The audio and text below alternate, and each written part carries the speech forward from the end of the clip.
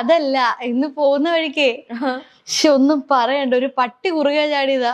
പുള്ളി നേരെ ചെന്ന് പട്ടിയുടെ മണ്ടയിലോട്ട് വണ്ടി കയറ്റിട്ട് കറങ്ങി അടിച്ചിട്ട് ഒരു ക്രോസിലൊരു വണ്ടി വന്ന് ഇടിച്ച് കറങ്ങി അടിച്ച് വീണു. കാലും കൈയൊക്കെ ഒടിഞ്ഞ് ഇച്ചിരി ക്രിട്ടിക്കലായിട്ട് ഹോസ്പിറ്റലിൽ കിടക്കാം. അതിന് അല്ല നമുക്കൊന്ന് കണ്ടിട്ട് വരാം. വൻ കോമഡി എന്ന് എല്ലാരും പറയുന്നത്. മുഖക്ക ഇങ്ങനെ ഇരിപ്പുണ്ടെന്നാ പറഞ്ഞത്. നമുക്കൊന്ന് അമ്മാവൻ ആശുപത്രിയിലായതാണോ നീ ഇത്ര ചിരിക്കുന്നത്?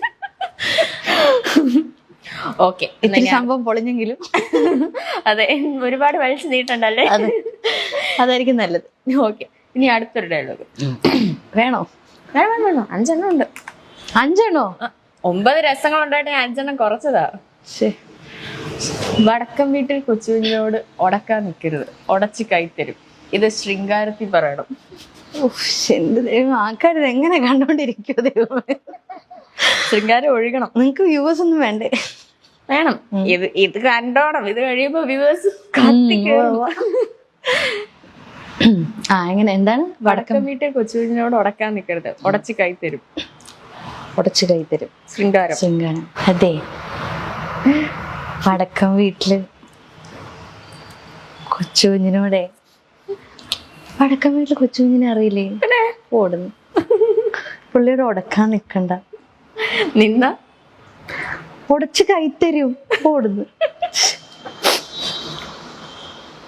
മതിയോ? സന്തോഷായോ? സന്തോഷം. എപ്പോഴും പറഞ്ഞല്ലേ വേണ്ടത്. എനിക്ക് 50 ലക്ഷം രൂപയുടെ ലോട്ടറി അടിച്ചു.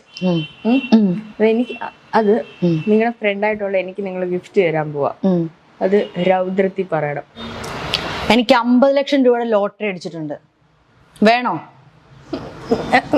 എനിക്ക് 50 ലക്ഷം രൂപയുടെ ലോട്ടറി അടിച്ചിട്ടുണ്ട്. വേണമെങ്കിൽ വന്ന് എടുത്തിട്ട് പോട്ടു. അയ്യോ, അതപ്പൊ എനിക്ക് തരാൻ പോവാണോ? വേണേ വന്ന് എടുത്തിട്ട് പോ. ചുമ്മാ എനിക്ക് ദേഷ്യം വന്നിട്ട് ഇരിക്കുക കേട്ടോ. ഒരു കാര്യം ഞാൻ പറഞ്ഞേക്കാം. വേണേ വന്ന് എടുത്തിട്ട് പോ. ഇനി അടുത്തത് വീരം. വീരം. കാണാൻ വലിയ ലുക്കില്ലെന്നേ ഉള്ളു, ഭയങ്കര ബുദ്ധിയാ. കാര്യം ഞാൻ പറഞ്ഞേക്കാം. കാണാനൊട്ടും ബുദ്ധി അല്ല, അയ്യോ കാണാനൊട്ടും ലുക്കില്ലെന്ന്. ഒടുക്കത്തെ ബുദ്ധിയാ. കാണാൻ ഒടുക്കത്തെ കാണാൻ വലിയ ലുക്കില്ലെന്നേ ഉള്ളു. ഓഡീഷന് വല്ല പോയിട്ടോ? ഇല്ല, ഞാൻ ഇതുവരെ പോയിട്ടില്ല. കാണാൻ വലിയ ലുക്കില്ലെന്നേ ഉള്ളു, ഒടുക്കത്തെ ബുദ്ധിയാ. കാണാൻ വലിയ ലുക്കില്ലെന്നേ ഉള്ളു, ഒടുക്കത്തെ ബുദ്ധിയാ. കേട്ടോ? എന്നാര് പറഞ്ഞു? ഓരോരുത്തരും പറയുന്നു, നമ്മളതൊക്കെ അങ്ങ് വിശ്വസിക്കല്ല. ഇപ്പൊ എന്താ ചെയ്യുന്നു? നീ അടുത്തത് കരുണം. ചിരിച്ച് ഞാൻ ചാവും. എക്സ്ക്യൂസ് മീ, കാക്ക തൂറിന്നാ തോന്നണേ. കരുണമാണേ നമ്മുടെ.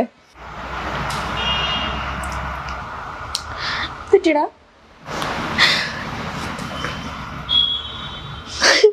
എന്താടാ നീ പറക്കണോ? ഞാൻ മോനെ കാര്യം പറ. എന്ത് പറ്റി? ചത്തുപോയോ? കക്കത്തൂറിന്നാ തോന്നുന്നത്. അയ്യോ എന്റെ മോനെ, നിനക്കിങ്ങനെ വന്നല്ലോ. എനിക്കറിയണ്ട. എന്നോട് എല്ലാരും ക്ഷമിക്കണം, ഞാൻ വിനീതമായിട്ട് അഭ്യർത്ഥിക്കുന്നു. എങ്ങനെ ഉണ്ടായിരുന്നു ഗെയിം? ഇഷ്ടപ്പെട്ടോ? നന്നായിരുന്നു. നല്ലായിരുന്നോ? അടിപൊളിയായിരുന്നു. ഓക്കെ, അപ്പൊ നമ്മളിപ്പോ ഒരു അടിപൊളി ഗെയിം ഒക്കെ കളിച്ചിട്ടിരിക്കുകയാണ്. സന്തോഷായോ? സന്തോഷായി. ഞാനത് ചോദിക്കേണ്ടത് സന്തോഷായോ? എനിക്ക് സന്തോഷായി. ഇഷ്ടായോ? അവർക്ക് എന്തായി കാണും എന്തോ. ഇത് റിലീസ് ചെയ്യുമ്പോഴായിരിക്കും. അതെ അതെ അതെ, ഇഷ്ടംപോലെ കമന്റ്സ് കിട്ടും. പോരട്ടെ. അപ്പം ഇപ്പം ഡാൻസർ ആണല്ലോ. ഒരു ഡാൻസർ ആയിട്ടാണോ അതൊരു ആക്ട്രസ് ആയിട്ട് ആണോ അറിയപ്പെടാൻ ഏറ്റവും ആഗ്രഹിക്കുന്നത്? അത് അങ്ങനെ ചോദിച്ചാൽ വലിയ പ്രശ്നമാണ്. രണ്ടും ഇഷ്ടമാണ്.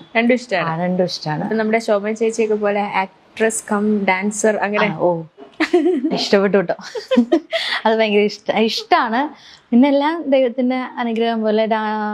ഇപ്പം ഡാൻസ് തന്നെയായാലും കുഴപ്പമില്ല, നമുക്കൊന്നും പറയാൻ പറ്റത്തില്ല. നമുക്ക് ഈ ഫീൽഡിൽ നമുക്ക് എത്ര നാൾ നിൽക്കാൻ പറ്റുമെന്നോ അല്ലെങ്കിൽ നമുക്ക് എത്ര നല്ല ക്യാരക്ടേഴ്സ് ചെയ്യാൻ പറ്റും എന്നൊന്നും അറിയാൻ പറ്റില്ല. പിന്നെ ഡാൻസ് ആകുമ്പം അത് നമ്മളാണല്ലോ തീരുമാനിക്കുക ഇപ്പം എത്ര നാൾ വേണം എങ്ങനെയാണെന്നൊക്കെ. ദൈവം സഹായിച്ച ഒരു കുഴപ്പമില്ലാതിരിക്കുകയാണെങ്കിൽ ഡാൻസ് മാത്രമായാലും കുഴപ്പമില്ല. നല്ല വർക്ക് കിട്ടിയാലും കുഴപ്പമില്ല. ഞാൻ എല്ലാത്തിലും ഹാപ്പിയാണ്. എല്ലാത്തിലും ഹാപ്പിയാണ്. അങ്ങനെ ഇന്ന ഒരു നിശ്ചിതമായിട്ടൊരു എയിം ഓ അങ്ങനെയൊന്നുമില്ല. അങ്ങനെയൊന്നുമില്ല. അതൊരു ലക്ഷ്യമില്ലെന്ന്. ഓ അപ്പൊ ഞാനൊരു ലക്ഷ്യമില്ലാത്തവളായിരുന്നല്ലേ. അതിന് മനസ്സിലായില്ല. മറ്റേ ഇന്ന് തന്നെ ഒരു ഭിത്തിയിൽ ഇങ്ങനെ എഴുതി വെക്കണേ എന്ന് പറഞ്ഞിട്ട്. ഞാൻ എനിക്ക് കിട്ടിയതൊന്നും അങ്ങനെ കിട്ടിയിട്ടുള്ള കാര്യങ്ങളല്ല. ഞാൻ ഇങ്ങനെ എയിം ചെയ്ത് അങ്ങനെ എടുത്തിട്ടുള്ള കാര്യങ്ങളൊന്നും അല്ല. അതൊക്കെ എങ്ങനെയൊക്കെയോ സംഭവിച്ചു പോയി. ഓക്കെ.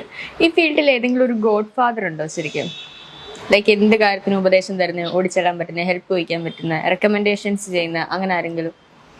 അങ്ങനെ ഒരാളുടെ പേര് നമുക്ക് അങ്ങനെ പറയാൻ പറ്റിയ, എനിക്ക് ആദ്യമേ മുതലേ എൻ്റെ കൂടെ നിന്ന് എന്ത് ചെറിയ ചെറിയ കാര്യത്തിനായാലും പോലും ആദ്യമേ തന്നെ എപ്പോഴും കൂടെ നിന്ന് സപ്പോർട്ട് ചെയ്യുന്നത് അമ്മ അച്ഛനും തന്നെയാണ്. അത് ഞാൻ ഏത് വഴിക്ക് പോണം, ആ വഴിക്ക് പോയാൽ അത് വേണ്ട, അത് തെറ്റാണെന്നൊന്നും ഇത് വഴിക്ക് പൊക്കോ അങ്ങനെ പറഞ്ഞ് അതായിരിക്കും നല്ലതെന്നൊക്കെ പറഞ്ഞു വിടുന്നത് അവർ തന്നെയാണ്. പിന്നെ നമ്മുടെ കൂടെ വർക്ക് ചെയ്യുന്നവരൊക്കെ ഇപ്പം എന്തെങ്കിലും ഇങ്ങനെ ഒരു ക്യാരക്ടർ വന്നിട്ടുണ്ടോ, ചെയ്യണോ, ഒക്കെ ആണോ എന്നൊക്കെ ആരോടെങ്കിലും ചോദിച്ചാൽ അങ്ങനെ പറഞ്ഞു തരുന്ന ഒരുപാട് ഫ്രണ്ട്സ് ഒക്കെ ഉണ്ട്. ഓക്കെ. ഇപ്പൊ അച്ഛൻ ആർട്ടിസ്റ്റ് ആണെന്ന് പറഞ്ഞു. ഈ അമ്മയ്ക്കും അനിയനും ഒക്കെയുള്ള ടാലൻസ് എന്തൊക്കെയാ? അമ്മയ്ക്ക് എൻ്റെ പുറകെ ഇങ്ങനെ നടന്ന്